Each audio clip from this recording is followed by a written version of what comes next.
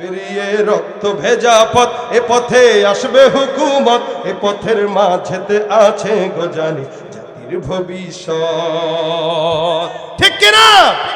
এ পথের ভিন্ন কিছু নাই রে আজি আর, এ পথে আসবে জানি বাধারি পাহাড়।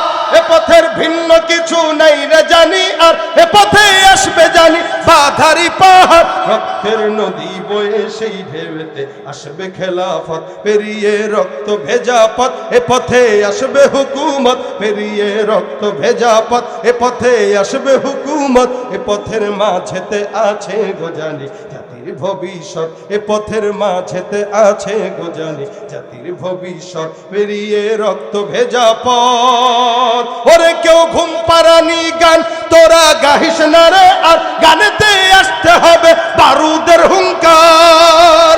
ওরে কেউ ঘুম পাড়ানি গান তোরা গাহিস না রে আর, গানেতে আসতে হবে বারুদের হুঙ্কার।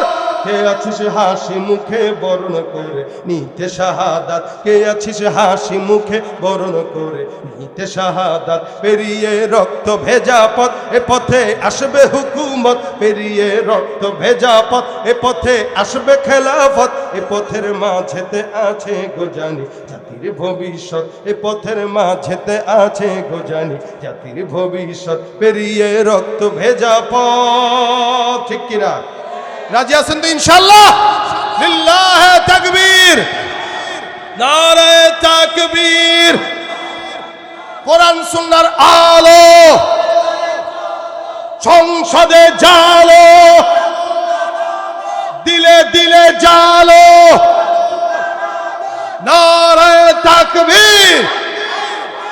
এই এদেশে ইসলাম এই পর্যন্ত যারা দিয়েছে, আকাবির বুজুর্গানে দিন, শেখুল হাদিস থেকে শুরু করে আপনাদের এই এলাকায় আজকে ওলামা একরাম যারা এখানে আছে, আল্লামা মামুনুল হক সাহেবের লোকেরা, আমরা যারা এখানে ওলামা একরামরা আছি, আমাদের আকাবিররা যদি আমাদেরকে ডাক দেয়, আমাদের বুজুর্গান জিনরা যদি আমাদেরকে ডাক দেয় ইসলামের জন্য, খেলাফত প্রতিষ্ঠার জন্য, প্রত্যেকটা আমরা মুসলমানরা দেশের জন্য যারা রক্ত দিয়েছি, খেলাফতের জন্য আবারও যদি রক্ত দেওয়া লাগে, সবাই রক্ত দেওয়ার জন্য তৈয়ার হয়ে যাবে ইনশাআল্লাহ।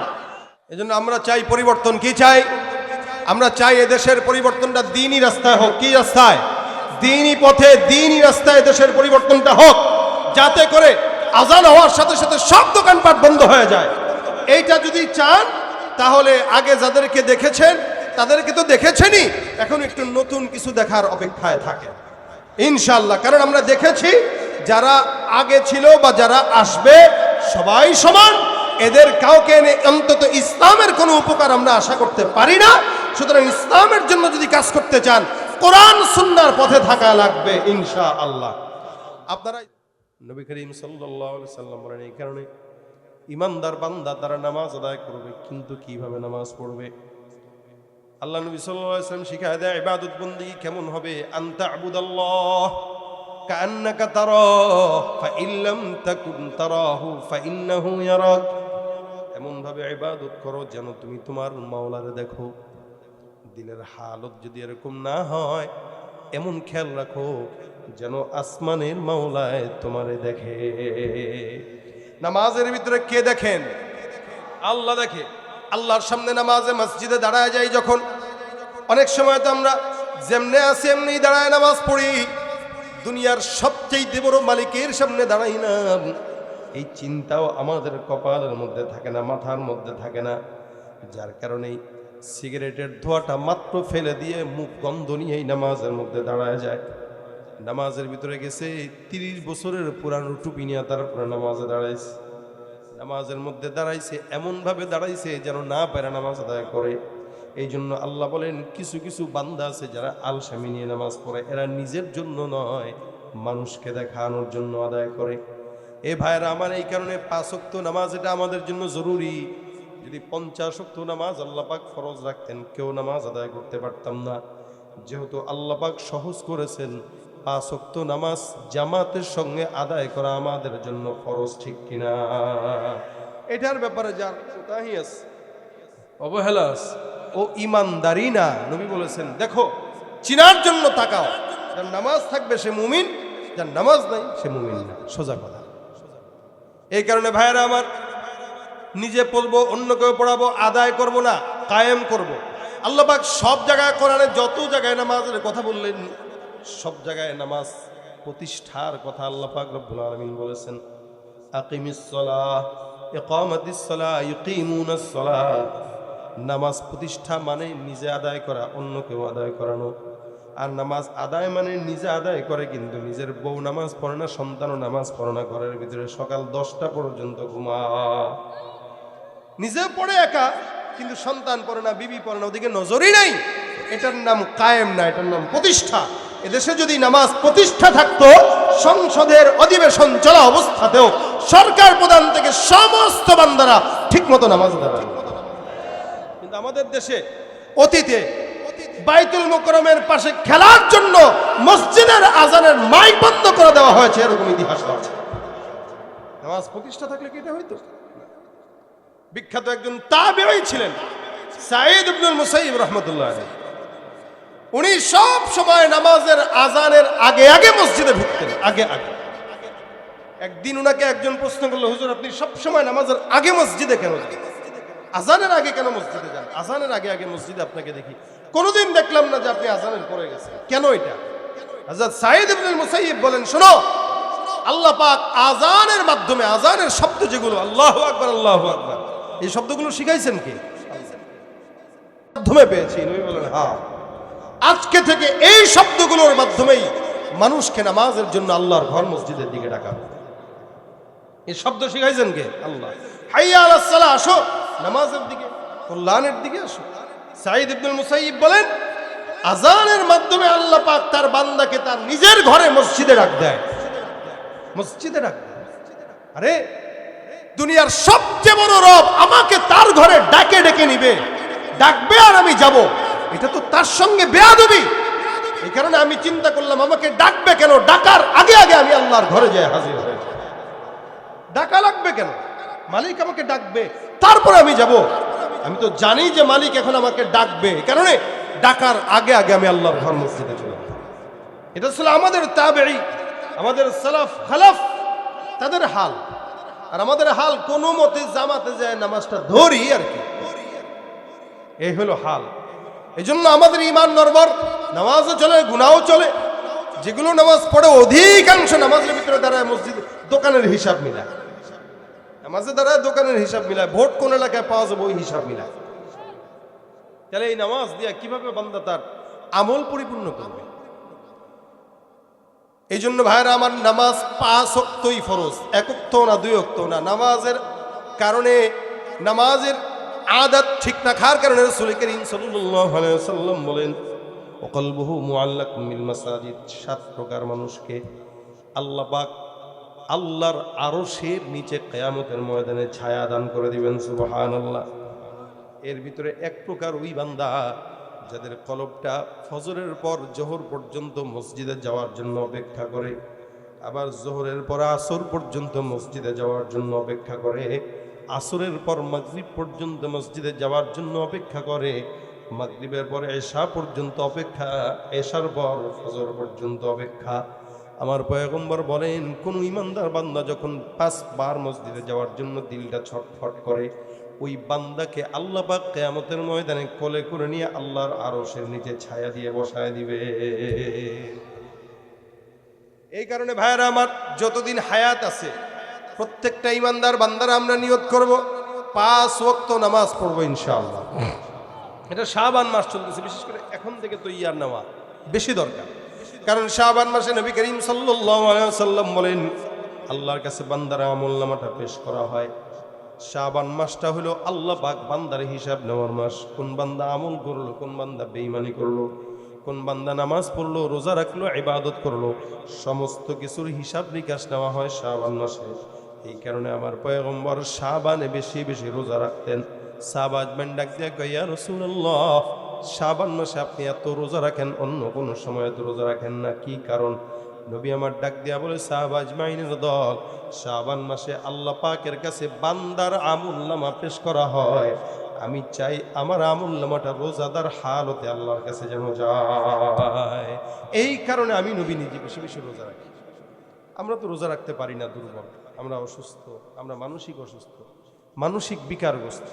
এ কারণে 24 ঘন্টা আমরা মোবাইলের ভিতরেই সময় দিতে পছন্দ করি। মানসিক রোগী হয়ে গেলে যা হয়, আল্লাহর হাবিব সাল্লাল্লাহু আলাইহি ওয়াসাল্লাম বলেন, বান্দার যদি অন্তরটা মসজিদের সঙ্গে সম্পর্ক থাকে তা আল্লাহ পাক বান্দাকে আরশের নিচে ছায়া দান করে। আর শাবান মাসে যেহেতু আল্লাহ পাক বান্দার আমলনামা নেয়, রোজা যেহেতু রাখতে পারি না, অন্তত নামাজটা এখন থেকেই তৈয়ার হয়ে যায় যে 5 ওয়াক্ত নামাজ পড়বো। কেন? যাতে আমার আমলনামাটা আল্লাহর কাছে 5 ওয়াক্ত নামাজি হিসেবেই যায়। আমি নামাজ পড়লাম না, আমার আমলনামাটা গেল, আল্লাহ এই লোক অমুক জায়গায় বাড়ি, এ তো নামাজি না, বদনাম, বেনামাজি হিসেবে আমার আমলনামাটা আল্লাহর কাছে যাবে। এটা আমার কেমন ইমানদার হইলাম যে আমি মেনে নিতেছি এটা।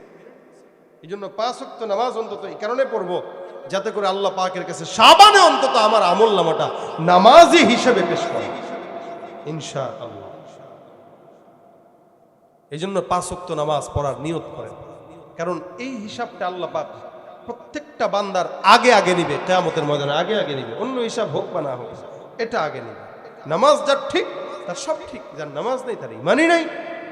এর ভিতরে আবার মুনাফিকরা ফজরও পড়ে না, এশাও পড়ে না। আর দেখবেন ফজরের নামাজে এই কারণে কোনো ইমানদার যখন বের হয়, ফজরের নামাজের আবহাওয়াটা একদম পরিচ্ছন্ন থাকে, পবিত্র থাকে। কেন? ফজরের নামাজে দুনিয়ার জমিনে কোনো মুনাফিকের নিঃশ্বাস থাকে না, সবগুলা ঘুমায়, একমাত্র ইমানদাররাই সজাগ থাকে। এই কারণে ফজরের নামাজে মসজিদের থেকে বের হয়ে দেখবেন দিলে প্রশান্তি লাগে, শান্তি লাগে, আবহাওয়াটাও পবিত্র। শুধুমাত্র ইমানদার আল্লাহ পাকের রহমত পায়, আর ইমানদাররাই ফজরের আজানের সময় বা নামাজের সময় যেই নিয়ামত ওটার আনন্দ ভোগ করে। কোনো বেঈমান ভোগ করতে পারে না। বেঈমান সারা রাত মোবাইল চালায়, 5 মিনিট আগে শয়তান তারা এসে ঘুম পাড়ায় দেয়, যে ঘুমা, ফজর পড়তে দেয় না। আর ইমানদার সারা রাত সজাগ থাকলেও ফজরের 5 মিনিটের জন্য শয়তান তারা ঘুম পাড়াইতে পারে না, যে না, কারণ নামাজ তো আছে, নামাজ তাকে সজাগ। খালি আমাদের সমাজে মসজিদ নির্মাণের জন্য আমরা প্রতিযোগিতা লাগে, এখান থেকে কালেকশন, ওখান থেকে কালেকশন, ভাই দেন মসজিদের জন্য পাকা করার জন্য যা দরকার হয় করি। কিন্তু মুসল্লি কিভাবে পাকা হবে ওই চিন্তা আমিও করি নাই, আপনারাও করেন। এই জন্য নিজের ঘর থেকে শুরু করেন। আপনার সন্তান, রাসূল বলেন 7 বছর হয়ে গেছে তো নামাজের জন্য চেষ্টা করো, 10-11 বছর হয়ে গেছে তো নামাজ পড়ো, না পড়লে প্রহার করো। কেন? এখন থেকেই তো সময়, শিখবে কখন? আর আপনি আপনার বাচ্চার 30 বছর হয়ে গেছে, এখন আপনি মনে করেন না নামাজ পড়বে কি পড়বে না, থাক, দরকার নেই, 50 বছর হলে পড়বে না, 40 বছর হলে পড়বে। আপনি মনে করছেন নামাজ 40 বছরের না। রাসূল বলেন যেই লোকটা, যেই ইমানদার মুমিন বান্দাটা, যুবকটা যৌবন বয়সে আল্লাহর ইবাদতে কাটাবে, নামাজ পড়বে, ওই যুবকটাকে আল্লাহ পাক কিয়ামতের ময়দানে আরশের নিচে ছায়া দান করবে। শাবুন নাশা ফি ইবাদাতিল্লাহি তাআলা, 7 প্রকারের ভিতরে 1 প্রকার ওই যুবক যে তার যৌবনটা নামাজে কাটায়, ইবাদতে কাটায়, জিকিরে ফিকিরে কাটায়। না, আমরা কতজন যুবক আছি যারা নামাজ পড়ি? আমরা মনে করি যৌবনটা। আর ভাই শুনেন, বুড়া বয়সে যারা নামাজ আদায় করে জিজ্ঞাসা করেন, রুকুতে গেলে উঠতে পারে না, উঠতে গেলে বসতে পারে না।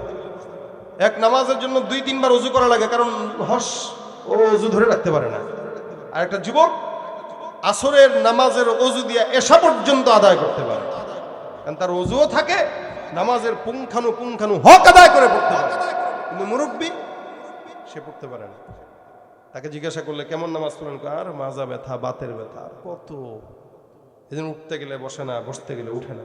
অনেকে আছে চেয়ারে নামাজ পড়ে। আমাদের দেশে তো এখন চেয়ার ভরপুর, মসজিদগুলোতে দেয়াই থাকে চেয়ার। কাদের জন্য? ওই ঘুষখোরের জন্য। ঘুষখোরগুলো সব মসজিদের চেয়ারে বসে বসে নামাজ পড়ে। এ কি আর এলাকার এত বড় নেতা, সে কি আর দাঁড়ায় নামাজ পড়লে মা নাই? এই কারণে চেয়ার দিয়ে নামাজ পড়ে। এ তো নামাজ না, এটা আল্লাহর সাথে ফেসলা। এই কারণে নামাজ পড়বো সময় হইলেই, এখনই নামাজের সময়। যুবক বয়সে যতটুকু পড়বেন, বৃদ্ধ বয়সে পড়বেন না। ভাই আর যা কিছু করেন না করেন, নামাজটা ঠিক থাকা দরকার। প্রত্যেকটা যুবক আজকে থেকে নিয়ত করেন, এই মুহূর্তে যদি আমার মনে করেন 10 মিনিট পরে আমার মৌত হবে, আপনাকে 15 মিনিট সময় দেওয়া হলো, 10 মিনিট, এই 10 মিনিটে তুমি কি করবা? যারা ইমানদার সে বলবে অবশ্যই আমাকে 2টা রাকাত নামাজ পড়ার সুযোগ দেন। তাহলে আপনি মরণের আগে চাবেন যে নামাজটা পড়ে যেন মরতে পারি। ঠিক তেমনই ভাবে আপনার মরণ যা আছে আপনি তো জানেন না, এই কারণে আপনি এই নিয়তে নামাজ পড়েন যে আরে আমি এশার নামাজ পড়লাম না, এই মুহূর্তে যদি মরণ হয় আল্লাহর কাছে কি জবাব দিব? আর যদি নামাজটা পড়েন আল্লাহর কাছে বলতে পারবেন যে আল্লাহ জীবনের শেষ নামাজটাও পড়ে আসছি আলহামদুলিল্লাহ, এটা বলতে পারবেন। এই কারণে নিজে পড়েন, নিজের সন্তানকে পড়ান, বিবিকে পড়ান, বাচ্চাদেরকে পড়ান, ভাইকে পড়ান, প্রত্যেকেই 5 ওয়াক্ত নামাজ নিজে পড়বেন, অন্য কেউ পড়ার আদেশ দিবেন, তালকিন দিবেন, ধরে ধরে মসজিদে নিয়ে যাবেন, এলাকায় দাওয়াতি কার্যক্রমে নামাজের কথা সবার আগে বলবেন। কারণ নামাজ ঠিক হয়ে গেলে বান্দার সব গুনাহ থেকে আল্লাহ তাআলা হেফাজত করবেন। ফাহশা মুনকার, ইচ্ছাকৃত অনিচ্ছাকৃত, জরুরি অজরুরি এবং যত যাবতীয় কাজ আছে, গুনাহ আছে, সব গুনাহ থেকে আল্লাহ পাক তাদেরকে হেফাজত করাবেন শুধুমাত্র নামাজের মাধ্যমে। আর এই নামাজটা সবচেয়ে বড় জিকির, আল্লাহর সঙ্গে কথা বলা, কোরআন তেলাওয়াত, সবকিছুই নামাজের মধ্যে আছে। আল্লাহ যিকরুল্লাহি আকবার, আল্লাহ বলেন এটা সবচেয়ে বড় জিকির। সুতরাং 5 ওয়াক্ত নামাজ যুবক মুরব্বী যারা আছেন সবাই পড়বো ইনশা। নিয়ত করেন ইনশা। এই যে নিয়ত করছেন, নিয়তে আল্লাহ পাক